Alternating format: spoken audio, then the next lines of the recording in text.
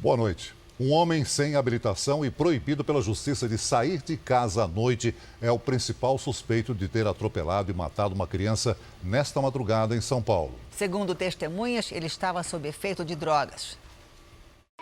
Essas imagens foram gravadas pouco antes da morte do menino de 4 anos. Kaique brincava com os primos na borracharia do pai.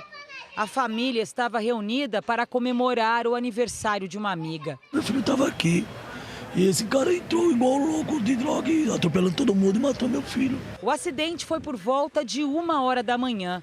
O motorista parou na faixa de pedestres antes de fazer a conversão para a direita. Quando arrancou, perdeu o controle da direção e invadiu a borracharia. O homem fugiu sem prestar socorro. As crianças estavam na calçada. Kaique Pietro da Silva morreu na hora e uma menina de 3 anos segue internada. Josiane também ficou ferida. Não deu tempo de piscar. Foi muito rápido. A polícia já tem um suspeito. William Volpe, de 26 anos, morador do bairro. Nós ouvimos cerca de 8 testemunhas no dia de hoje e todas elas referem que o estado dele não era de uma pessoa normal. Se por ingestão de bebida alcoólica ou por qualquer outro tipo de substância, nós ainda não sabemos. O suspeito não tem carteira de habilitação e não poderia estar na rua no momento do acidente. Isso porque responde processo por roubo e porte ilegal de arma. E só ganhou o direito de esperar o julgamento em liberdade porque se comprometeu, entre outras medidas, a ficar em casa a partir de 10 horas da noite. E ele perdeu o controle e pegou todo mundo. E levou meu sobrinho junto. Ele foi prudente, não foi um acidente, ele foi assassino, ele matou meu filho. Veja agora outros destaques do Jornal da Record. Polícia proíbe a venda de bebidas da cervejaria suspeita de contaminação. Governo quer acabar com a fila da aposentadoria em 6 meses. Petrobras reduz preço da gasolina e do diesel nas refinarias. Manifestantes acusam autoridades de reprimir protestos no Irã e governo nega. A rainha Elizabeth diz que apoia a saída do príncipe Harry e Meghan Markle.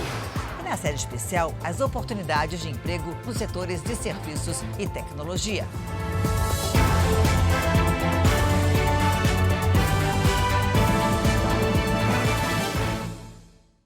Oferecimento Ágora. Investir transforma incertezas em planos. Invista com a gente.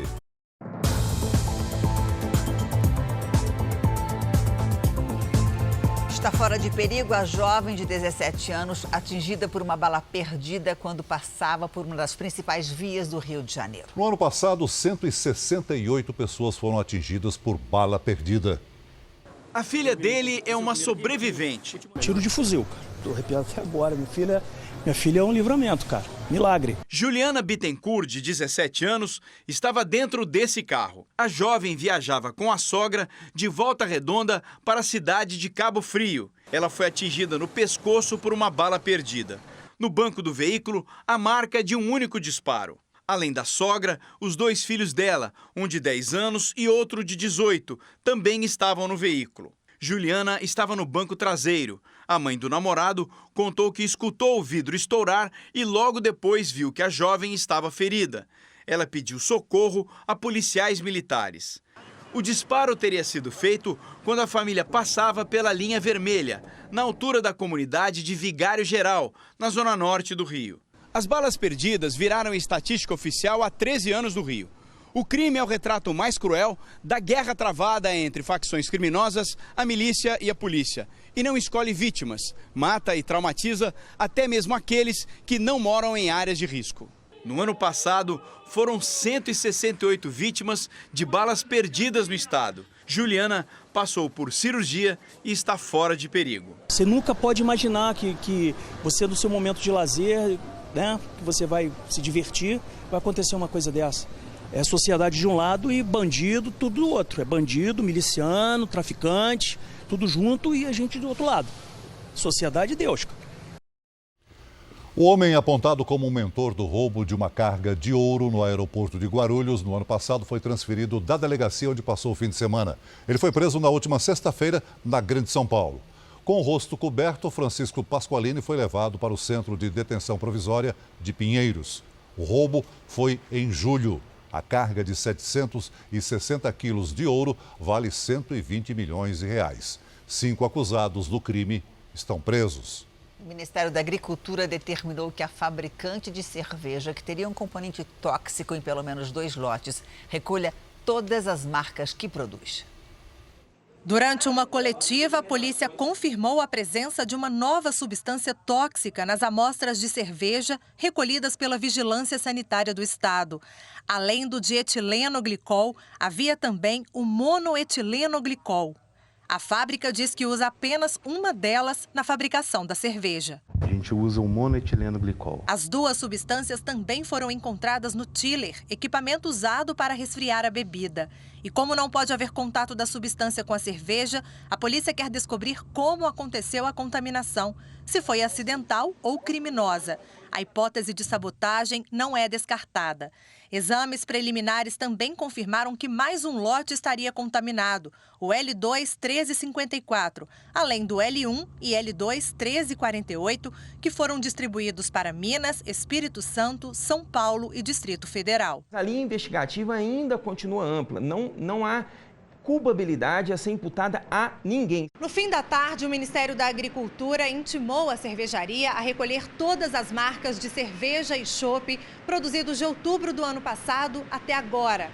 A comercialização está suspensa até que seja descartada a possibilidade de contaminação dos produtos.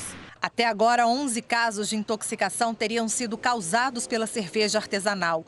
Uma pessoa morreu e 10 seguem internadas. A Polícia Civil aguarda o resultado de novos exames. A empresa que fabrica a cerveja Belo Horizontina diz que colabora com as investigações e reafirma que não usa a substância dietilenoglicol no processo de fabricação. O cantor sertanejo Vitor Chaves, que fazia parte da dupla Vitor e Léo, foi condenado por agredir a ex-mulher. O caso aconteceu em 2017, mas só agora, com o fim do segredo de justiça, as imagens da briga vieram à tona e foram exibidas com exclusividade pelo programa Domingo Espetacular. Nós vamos a Belo Horizonte com a Akemi Duarte. Boa noite, Akemi. Essa é a decisão final da Justiça? Olá, boa noite a todos. Não, essa não é a decisão final e a informação que temos é que o cantor Vitor Chaves já recorreu na Justiça. Essas são as imagens exclusivas do que aconteceu durante uma discussão do casal. Vitor agarra a ex-mulher Poliana Bagatini, que estava grávida de 4 meses. Ela cai no chão, no saguão do elevador, e Vitor a agride com o pé, enquanto ela ainda está deitada. Vitor foi condenado por vias de fato, que é agressão sem deixar lesões aparentes. A pena foi de 18 dias de prisão em regime aberto, que pode ser convertida em trabalhos voluntários. Até agora, Vitor não quis gravar entrevista. De Belo Horizonte, Akemi Duarte. Obrigado, Akemi. 2 homens são denunciados e serão processados por conivência com os crimes praticados por João de Deus. Segundo as investigações, os guias coordenavam excursões que levavam pessoas para consultas em Abadiânia, Goiás.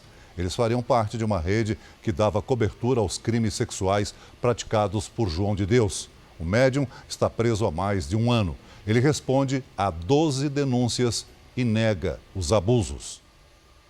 A Petrobras anunciou queda de 3% no preço da gasolina e do diesel nas refinarias. Vamos ao Rio de Janeiro? Boa noite para você, Pedro Paulo Filho. Bom, quando é que com essa queda chega no bolso do consumidor? Ou será que chega? Boa noite, Janine. Boa noite a todos. Olha, esses novos valores nas refinarias passam a ser praticados a partir de amanhã. Essa redução é uma consequência da queda do preço do petróleo no mercado internacional. O petróleo caiu pela primeira vez desde novembro, voltando ao nível anterior aos conflitos no Oriente Médio, mas ainda não dá para saber quando e se esses novos valores vão chegar aos motoristas. Isso porque o preço nas bombas dependem da política comercial de postos e distribuidoras. Por isso, agora é hora de o consumidor reforçar a pesquisa de preços. Do Rio de Janeiro, Pedro Paulo Filho. Obrigada, Pedro Paulo. Tem a ver com estoque também. Boa noite para você. O presidente Donald Trump disse hoje que tomou a decisão certa ao autorizar o ataque que matou o general Soleimani, porque ele representava uma ameaça iminente aos Estados Unidos. Vamos a Nova York. Boa noite para você, Heloísa Vilela. Boa noite, Janine. O presidente teria autorizado essa operação 7 meses atrás, mas com uma condição: se alguma ação do Irã provocasse a morte de um americano. Em junho passado, quando o Irã derrubou um drone dos Estados Unidos, o secretário de Estado Mike Pompeo defendeu a autorização do ataque, mas Trump negou. No mês passado, quando um americano morreu e 4 ficaram feridos no Iraque, ele aprovou a operação que matou o general Soleimani, a primeira contra o integrante de um governo em quase 80 anos. Hoje, no Irã, manifestantes tomaram as ruas no 3º dia consecutivo de protestos contra o governo. A revolta começou quando as autoridades admitiram que um míssil iraniano abateu o avião ucraniano que tinha 176 pessoas a bordo. Os manifestantes acusam a polícia de usar armas de fogo com munição letal contra a população, o que os militares negam. Várias pessoas ficaram feridas. Segundo o presidente da Ucrânia, os 5 países que perderam cidadãos no acidente vão processar o governo iraniano, que teve hoje mais uma notícia negativa. A campeã de taekwondo, Kim Alizadeh, a única mulher do Irã a ganhar uma medalha de ouro olímpica, anunciou que está pedindo asilo na Europa e não voltará ao Irã. Milhares de pessoas tiveram que sair de casa por causa da erupção de um vulcão nas Filipinas. Nós vamos a Tóquio com a Cíntia Godoy. Bom dia para você aí, Cíntia. Há risco de um tsunami? Oi, Celso, Janine, boa noite a todos. Sim, o vulcão Taal começou a expelir lava e, segundo as autoridades, uma erupção explosiva pode acontecer a qualquer momento. O vulcão fica no meio de um lago e é possível que essa erupção gere um tsunami. Escolas, escritórios do governo e a Bolsa de Valores de Manila não abriram nesta segunda-feira. O Taal é um dos vulcões mais ativos das Filipinas. Ele ainda provocou uma tempestade elétrica e forçou o fechamento do aeroporto da capital Manila. De Tóquio, Cíntia Godoy. Obrigado, Cíntia. Veja a seguir. O governo quer regularizar em 6 meses a fila com os pedidos de aposentadoria. E ainda hoje, na série especial, onde estão os empregos que surgiram nos setores com sinal de recuperação?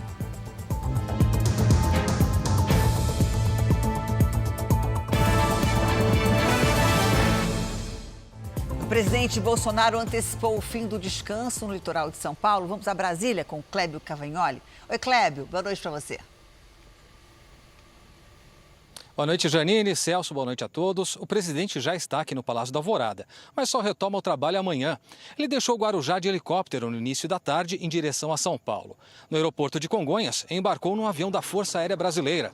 Na chegada ao Palácio da Alvorada, Bolsonaro parou para tirar fotos com os apoiadores. Amanhã, o presidente se reúne com a equipe ministerial para discutir uma forma de o consumidor ser menos atingido pela flutuação no preço de combustíveis. Também será discutida uma viagem de Bolsonaro aos Estados Unidos. Isso entre fevereiro e março, para falar com investidores sobre projetos de infraestrutura. De Brasília, Clébio Cavagnoli. Obrigada, Clébio.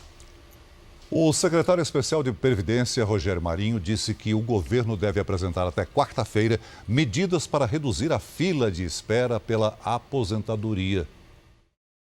Na primeira reunião técnica do ano no Ministério da Economia, o assunto ganhou caráter de urgência. O acúmulo de pedidos de benefícios do INSS, agravado com o aumento na procura por aposentadorias por causa da reforma da Previdência.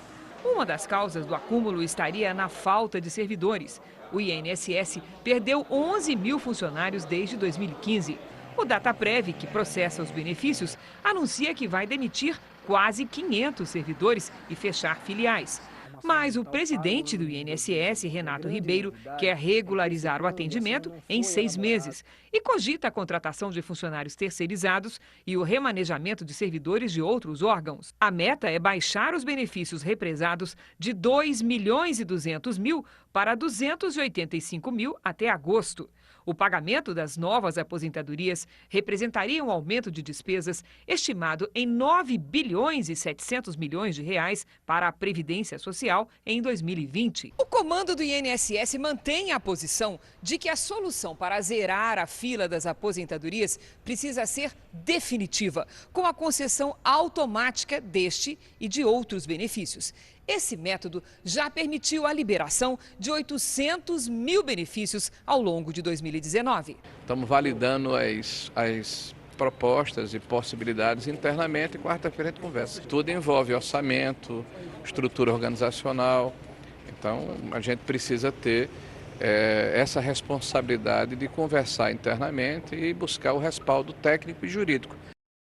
Pois é, muitos brasileiros têm tido dificuldades para conseguir avançar com o pedido de aposentadoria. A alegação para a demora é o volume de processos. Então, o que fazer? Uma espera que parece não ter fim. Há 2 anos, Silvia aguarda uma resposta do INSS para o pedido de aposentadoria. Deixei todos os documentos, mandou aguardar. Isso já fez 2 anos. E nada foi resolvido. Até no sistema lá, não consta nada sobre o meu caso. Em novembro, com a ajuda de uma advogada, Silvia entrou com um novo pedido. E desde então, o que mudou? Nada, né? Por erro deles lá, lógico, né? Porque, na verdade, eles não estão mexendo em nada. Por lei, se todos os documentos apresentados pelo contribuinte estiverem corretos, o INSS deve concluir a análise do pedido de aposentadoria em, no máximo, 45 dias. Prazo que não está sendo respeitado. Mais de 1.300.000 brasileiros aguardam há um tempo bem maior do que esse. A Secretaria Especial de Previdência e Trabalho reconhece que há uma fila de espera, mas nega que os benefícios estejam atrasados por causa da adaptação do sistema. Hipótese que é apontada por especialistas, já que a demora nas análises aumentou tão logo a reforma da Previdência foi aprovada. Para quem aguarda há mais tempo do que devia, a recomendação é esperar ainda mais ou acionar a Justiça. Não adianta se desesperar, tem que aguardar o que o INSS vai decidir, ou então procure um advogado, onde o advogado vai dar o suporte e vai entrar pelo judiciário. E, em hipótese alguma, entrar com um novo pedido. Hoje é pela internet, ela pode ir lá, acessar o site do meu INSS e cancelar o pedido. E aí ela recomeça tudo do zero. E o INSS pago por quem contrata empregados domésticos não pode mais ser abatido do imposto de renda. A lei que garantia o benefício para os empregadores tinha validade até 2019. Boa noite para você, Luiz Fara Monteiro. Oi, Celso, boa noite. Pois é, de 2006 até o ano passado, patrões de empregados domésticos podiam abater os gastos de até R$ 1.200. A lei tinha como objetivo estimular que os empregadores registrassem as domésticas com carteira assinada. Mas o Ministério da Economia argumenta que esse benefício era aproveitado apenas pela população mais rica, uma vez que a maioria dos contribuintes estava isenta ou fazia a declaração simplificada. Com essa medida, a arrecadação do governo aumenta em quase 700 milhões de reais. Apesar disso, projetos de lei que tramitam aqui no Senado podem recriar o benefício. De Brasília, Luiz Fara Monteiro. Obrigado, Luiz. Obrigada, Fara. A mãe do bebê, operado por 50 pessoas ao nascer, falou pela primeira vez. Ela espera agora o momento de amamentar o filho. O recém-nascido passou por uma cirurgia imediatamente após o parto para retirar um tumor. Olhando para o José Eduardo, nem dá para imaginar o risco de vida que ele correu. E o tanto de profissionais mobilizados na hora do parto no mês passado aqui em Campo Grande. Foi uma surpresa enorme chegar lá na sala, lá no centro cirúrgico e estar aquela multidão, né, de profissionais lá, tudo em prol do José Eduardo. Foi bem emocionante. Ainda no útero da mãe, o bebê desenvolveu um tumor não cancerígeno na cervical.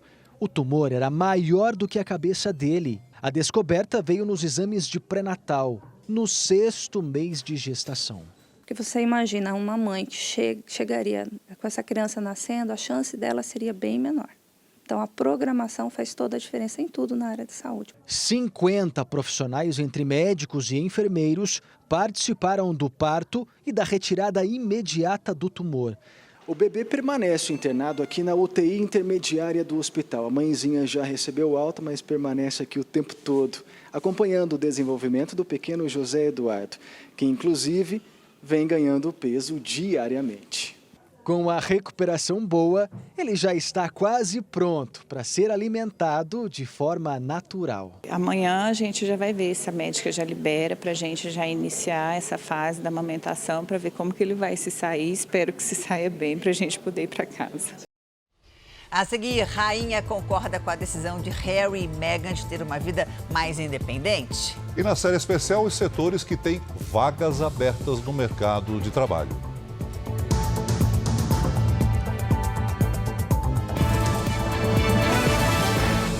A vacina pentavalente começou a ser entregue em postos de saúde do país. O Ministério da Saúde vai distribuir 1.700.000 doses e espera amenizar a falta da vacina. Karen levou a filha de 4 meses para tomar a segunda dose da vacina pentavalente no posto de saúde, mas não conseguiu.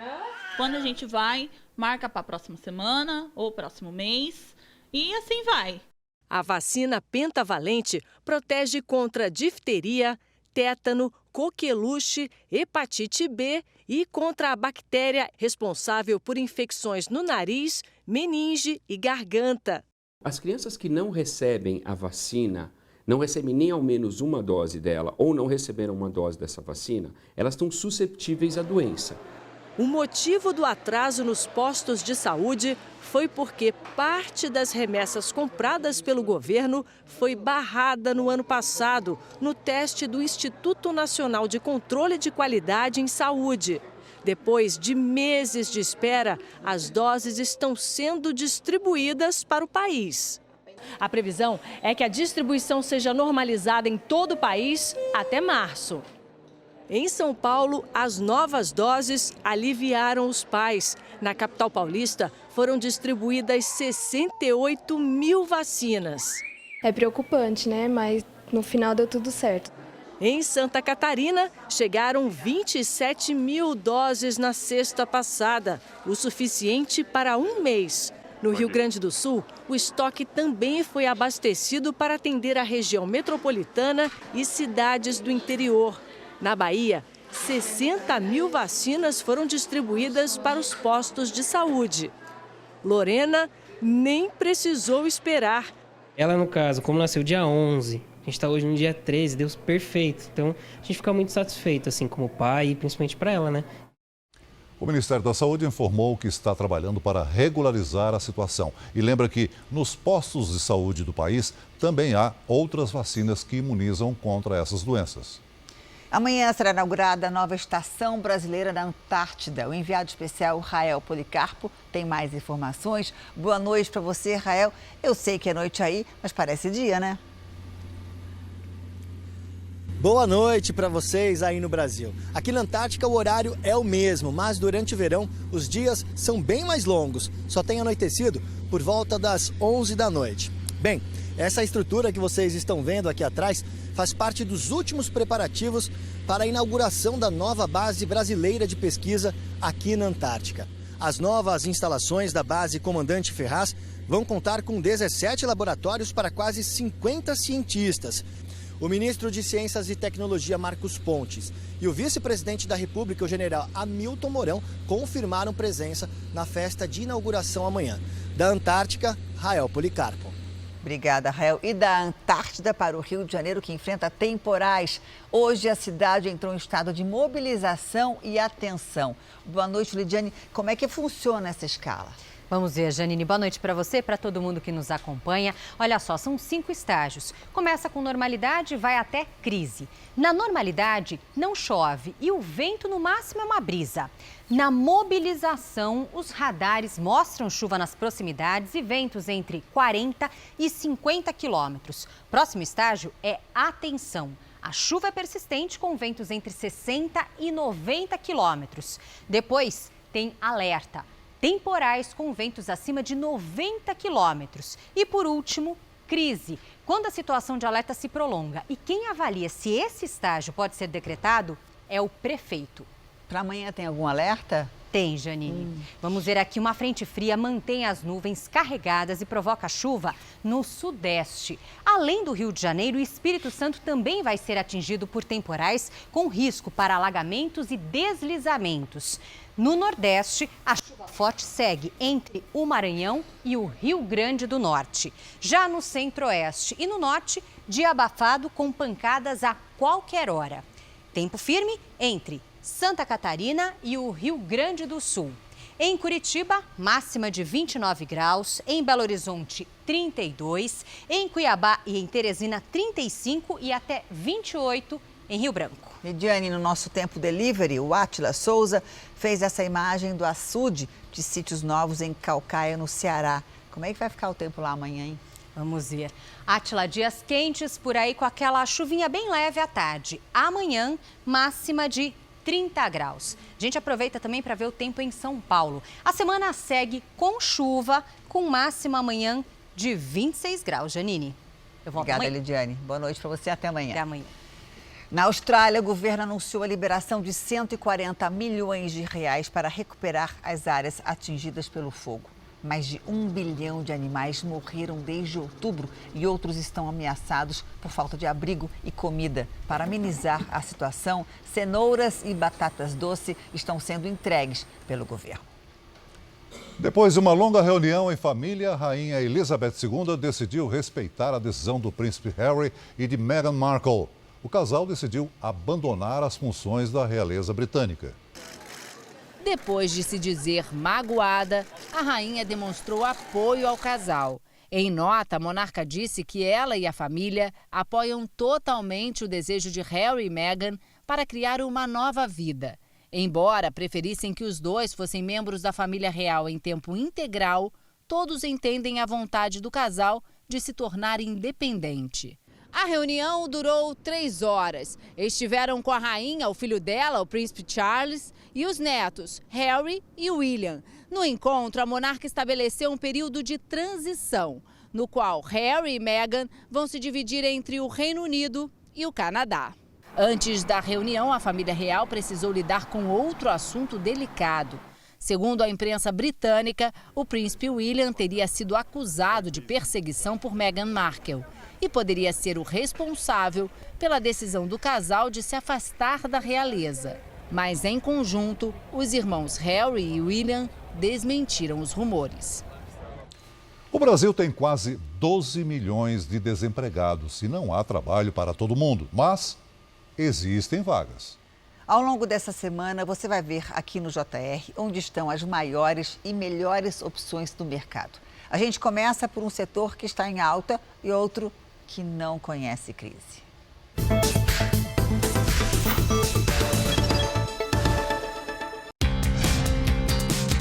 O enorme galpão na Grande São Paulo armazena quase 200 mil itens. Televisores, peças de roupa, utensílios domésticos de todos os tipos. Daqui saem centenas de entregas por dia. São as ferramentas da tecnologia que permitem fazer tantos negócios ao mesmo tempo e de forma cada vez mais rápida. O grupo tem 2.600 funcionários, incluindo a turma da logística, os técnicos de TI e o pessoal que lida com milhares de clientes que fazem as compras pela internet. Prateleiras a perder de vista. São milhões de itens perfeitamente organizados e prontos para entrega. Esta empresa de vendas online tem um pé na área de tecnologia e outro na de serviços. E é justamente este o setor da economia que garantiu o maior número de vagas com carteira assinada no ano passado. Segundo dados do CAGED, do saldo total de 948 mil novos empregos gerados em 2019, quase metade veio dos serviços. E essa é também a grande aposta para quem procura trabalho em 2020. David é um dos responsáveis pelas soluções de tecnologia no centro de distribuição de mercadorias. Ele passou quase 6 meses desempregado no ano passado. No segundo semestre, conseguiu o trabalho, primeiro como terceirizado. E no dia 15 de dezembro, finalmente, veio a contratação definitiva. Carteira assinada, com benefícios, com regalias, com flexibilidade de horário. Plano de saúde. Plano de saúde, plano odontológico, bastante benefício. E isso, de fato, mudou a minha vida, mudou o meu 2019 e vai começar um 2020 aí totalmente diferente. Então você se recolocou? Me recoloquei. Não foi só o David. A diretora de recursos humanos da empresa diz que em 2019 o grupo abriu 530 vagas. E este ano, os planos são de 1.100 novos empregos, concentrados em São Paulo e Santa Catarina. As 4 grandes áreas que vão crescer mais o número de novas posições é o mercado de logística, nós temos também a área de tecnologia, serviços financeiros digitais e a área de atendimento ao cliente. Em tecnologia da informação, nunca há crise. As empresas estão sempre em busca de profissionais. Esta aqui tem 120 vagas abertas e pretende admitir até 400 pessoas ao longo deste ano. Dos contratados, poucos eram desempregados. A maioria trocou de empresa. Eu sempre fui apaixonado pela programação e tecnologia, então quando apareceu a oportunidade eu não pensei 2 vezes e já aceitei de primeira. A recuperação na área de serviços foi o que garantiu que o Jean, o Isaías e a Letícia também saíssem do sufoco. Eles foram contratados para trabalhar neste shopping em São Paulo. Ninguém gosta de ficar desempregado, né? Você fica em casa lá sem fazer nada. E aí, quando você entra no mercado, você fica mais disposto para fazer tudo, né? Nenhum deles foi contratado diretamente pelo shopping, mas por esta empresa, que oferece serviços terceirizados de segurança, portaria e limpeza. A tecnologia ajuda nas contratações. As primeiras fases do processo de seleção são feitas sempre à distância. Pelo que eu vi no currículo, são 2, uma graduação e uma pós-graduação, né? Me fala detalhes aí, por favor. Eu formei em administração no ano de 2006. Este candidato, por exemplo, está na Bahia e fez pela internet a primeira entrevista. Só a última etapa de seleção será presencial. É uma economia importante, principalmente considerando a quantidade de desempregados que a gente tem no Brasil e de desalentados. Então, isso ajuda muito a população, porque o candidato deixa de ter o custo com deslocamento, com alimentação, e, além disso, ele passa a ter feedback e retorno da aprovação ou não aprovação dele durante o processo seletivo. A empresa planeja abrir mais de 400 vagas por mês este ano. Se a previsão se confirmar, mais gente vai sair do sufoco, como o Jean. A função dele mistura segurança com atendimento aos clientes nos corredores do shopping. Jean passou 9 meses desempregado em 2019. Foi contratado na semana de Natal. Um alívio com o qual muitos brasileiros sonham em 2020. Foi extraordinário, uma sensação que nos completa, né? Nos deixa ativos de novo, a gente consegue, enfim, respirar. Eu conversei com os repórteres Lúcio Sturm e Catarina Hong, que também estão nessa série especial dessa semana. Nosso bate-papo está no R7 e também nas redes sociais do JR. Dá uma olhada lá. O Jornal da Record termina aqui. A edição de hoje na íntegra e também a nossa versão em podcast estão no Play Plus e em todas as nossas plataformas digitais. E à 00:30 tem mais Jornal da Record com o Sérgio Aguiar. Fica agora com a novela Amor Sem Igual. Boa noite para você e a gente se vê amanhã. Boa noite e até amanhã.